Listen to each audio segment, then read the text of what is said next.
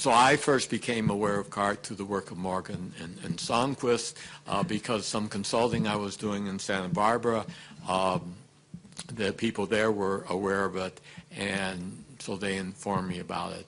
And I never really liked what they had done too much, and that's because just from my upbringing, I was never a big fan of hypothesis testing. And they thought of it in terms of hypothesis testing. So the splits were done based on hypothesis testing, and the stopping splitting was done based on hypothesis testing.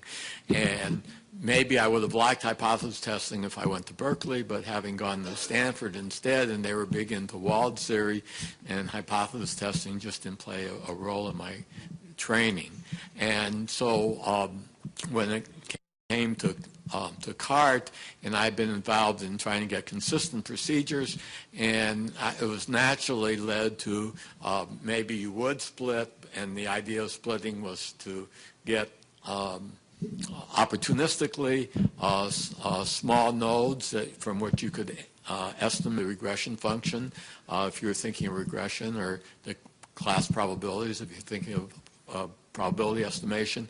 But you might use hypothesis testing to motivate the splitting rule, but you really wouldn't take it seriously.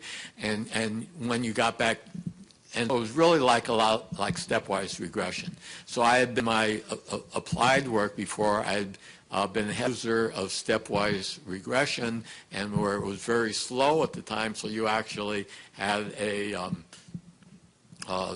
or if you rented time on some computer and you say, okay, let's try entering this variable, and it would clank on, it would go, and 5 minutes later you get back the results, and this is what happened, and you could enter this variable or that variable, maybe delete. And so I got a lot of experience with that, and particularly the idea of doing stepwise regression to add a lot of variables, and then stepwise deletion, and delete them, and you wouldn't necessarily reverse your steps, and then somehow you got a lot of models, and then trying to pick the one that worked the best.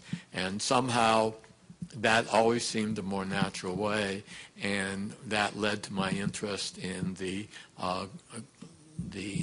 growing a large tree and then pruning it back. And some less luck would have it, not any cleverness, but it turned out that even though in stepwise regression, this just gave one heuristic in the context of trees, you could actually prove that you got an optimal pruning algorithm that way. And I thought that was neat, whether it worked better or not.